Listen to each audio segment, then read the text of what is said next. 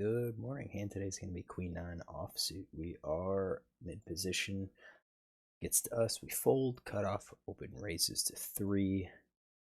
Folds to the big blind who calls. So this villain's playing 44-17. He is a loose passive player. Don't really have hands that he raises first in with. So we just kind of have to think about a player that's going to play like this. So this is 49 hands right now. Again, this is probably what last 3 months or so. I've played with him more in the past. So 44% VPIP, 17% pre-flop raise. Raise first in's 21. So 4 out of 19 is what he's raised first in with. 3 out of 9 have been in mid position. 1 out of 2 has been in the big small blind. He has limped first in. It seems to limp first in a bit more than he raises. So I kind of put together a hand range like this. It's going to have to be a hand that looks like it's strong with high card strength. I think these pocket pairs for a player like this, these low pocket pairs are just going to limp. I think the suited connectors are just going to limp. I think some of these low suited aces are just going to limp.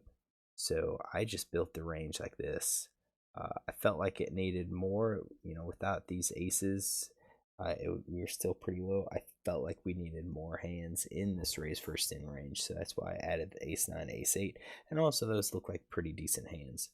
So that's villain's range. And then big blind's playing 83-33 over 12 hands. He's basically playing majority of hands that he's dealt. This is also a player where we have quite a few hands on in the past because we've got a lot of notes on him. So call 2 bets from the blind. We've got pocket 5. So I kind of think we've got pocket pairs. And we should say, let's say 3 bet range. We've got kings, we got a6 suited, we've got jack 4 off, 10-8 off. Those 3 bet ranges might be like blind versus blind. But we do have 3 bet blind versus steals kings. So I kind of started with like a 3 bet to say queens plus ace king, that's probably 3 bet range. And then start building everything else. That means small pocket pairs, I think are in his range. Suited kings are going to be in his range. And then we've got suited 10-5, and so 10-5 suited, 10-6 suited. All right, so we have those in there. Then we're going to have the jacks. We're going to have all the queens. So I kind of think we have suited queens. And what kind of throws me off is the offsuit hands. So we've got king 5 off and 10-3 off. So I think with king 5, it's going to be just all the king x hands. It means we have all the ace x hands. And then 10-3. I just think that's too weak. We're already at 68%. I think what we do is just go with this range here. It's still a pretty darn big range. Still a pretty big range here. So that's what we're going to do. Flop comes king 10-2. So that definitely fits the raising, the pre-flop raisers range a lot better. A lot stronger hands overall. And that is what he does. He fires out a c-bet, fires out 2/3. Villain only has 30 left, so it comes in as a shorter stack. And that was pretty typical of this table. Just a lot of people that were short. So in any case, let's check out c-bet stats. 100% when in position, 50% when out of position. I clicked the wrong button. Let's go to flop c-bet. Yeah, 4 out of 5 just overall.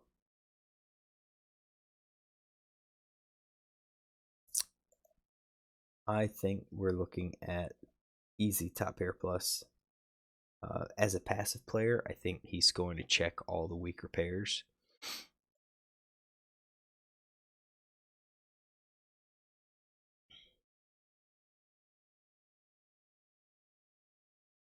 I would normally say open-enders and gut shots are checks as well. But I mean, based on a C bet, that's, I mean, it just could be that he's had good flops when he's raised pre-flop. So I do think we'll include the open ender and gut shot. I think these, if they don't connect on the turn, are going to check. So that's our betting range. Villain calls. So probably raises a set. Check raises a set. Probably check raises 2 pair. We'll do 50% for that. I think he just checks top pair. Probably just checks all of his pairs there. His draws. We'll go with there. And we don't, I mean, yeah, fold c-bet 0 out of 2. Again, he could have had a hand. All right, so queen of spades comes out. We get a check, and then we get a bet. Now, he bet 4 big blinds before. That was 66% of the pot.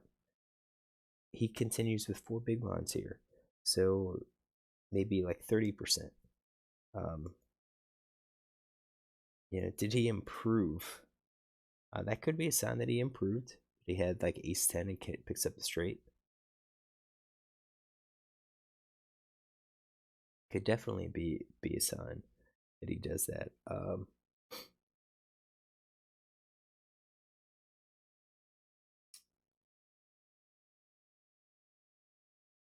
So he had 8s here.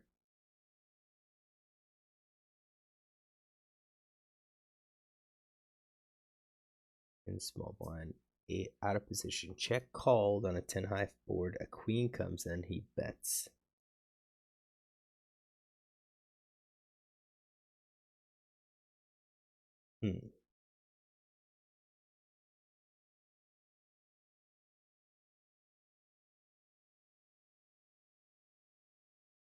Okay. That's strange. So, yeah, it's entirely possible he could have the straight. Although I kind of feel like the straight would bet larger. So we could do like 50% to the straight. Sets, I think, probably bet larger as well.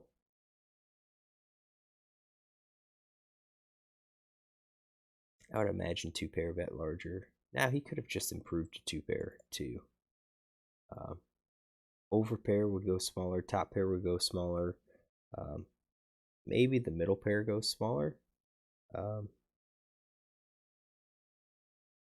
And hopes for a fold with that middle pair maybe. Yeah, and we'll keep the open ender and the flush draw.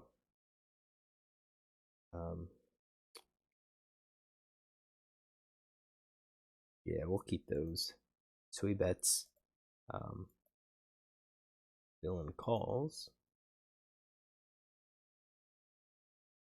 So at this point, yeah, I kind of think straight's gonna check raise. So,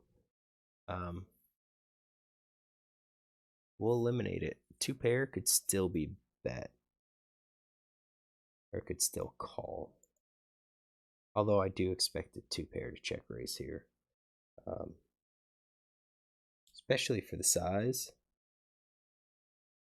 Yep, especially for the size. I think 2 pair is going to check raise. I think top pair comes along for the ride. Middle pair comes along for the ride. Jacks comes along. The weak pairs. I have to imagine they would fold now, but we still have flush draw and open enders that would be calling. All right, 7 of clubs comes out on the river. Pot's 22. We get a check and then a check behind. So at this point, do we think villain would be betting here? You know, out of position? Probably not. I mean, if they do bet, you're looking at a straight here. So we could say 50% of the time he would have just checked it straight. The other 50 he would have led. And he does have some tendency, at least, you know, he's got 25%, 1 out of 4 that he's donked. This other player checks behind. So at that point, we don't have sets, we don't have straights, probably don't have sets, probably don't have two pair. Could have the over pair, could have top pair, middle pair, something like that. So what do we see? He shows king 9. He shows a top pair. So that's in his range. We've got that. And then he shows a king 3, which we have a top pair. We just don't have that kicker. So he gets outkicked. And what we want to do is make sure that we have that, so that we know what he's doing. So RFI 3 big blinds and cut off with king 3 spades. He is in position. He bet 66%. Bet we'll say 30%, and then check behind on a king of diamonds, 10 of spades, 2 of hearts, queen of spades, 7 of clubs. All right, got that guy saved. And this guy had limp first in from hijack with queen 10. He called cutoffs, 3 big blind, RFI in big blind with king 9 clubs.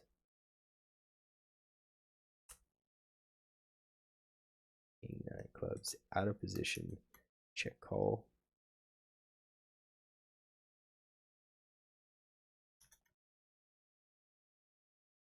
All right. Did consider the donk. This is kind of a board where you could have a donk bet here with with this exact hand with like a king 9, king 8. You know, a lead to see where they stand. Maybe being short prevents that. I think you could reduce the number of combinations of the top pair of weaker kickers. And that would be for a hand that, or for a player that has tendencies to donk. I've got nothing wrong with this guy's play. Check call, check call. He's got top pair. He's got a middle kicker. You're not going to try to build a big pot with it. His C bet's okay. Maybe a little high.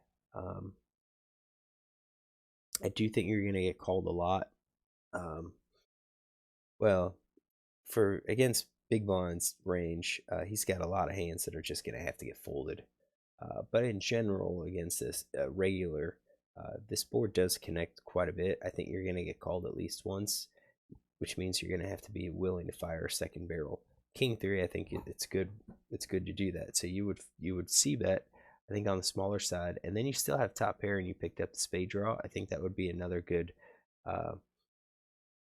good time to go ahead and bet again on the turn. But this time size up. So if you did like a 33% bet, or maybe even a half pot bet, you know, a half pot C bet, then go up to 2/3, go up to 3/4 on the turn.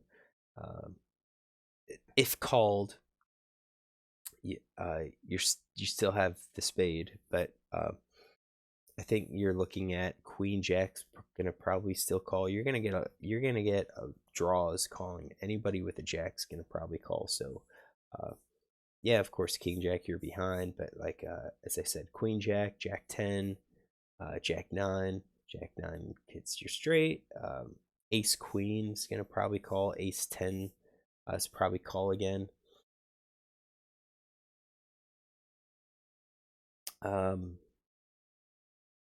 I think spades would call. So I think by sizing up, you're gonna try to extract money from those draws and from some of the weaker hands, and potentially get a hand like king 9, king 8, king 7 just to fold, to say, you know what, the board's looking too scary. I could be behind a 2 pair. Let me just fold. He didn't. He did larger and then pulled his bet back on the turn. And I think on the river, then that it's going to make it harder for him to bet here on the river. Go for a little bit of value. I think when you bet, you have to, and he calls 2 streets, you have to ask yourself, what is he calling this with? What is he doing this with? could he have a hand that he would call one more bet? And the other side is, could I get better hands to fold? A third street with king nine is probably wishful thinking. Because if you think about the kickers, you've got ace king. I kind of think that's going to 3-bet pre-flop, but you've got your king queen that's now a 2-pair, king jack. Wasn't gonna, probably still isn't gonna fold. King 10 is 2-pair, king 9, king 8. So from his perspective, he's probably thinking, okay, I'm behind a king jack and ace king. If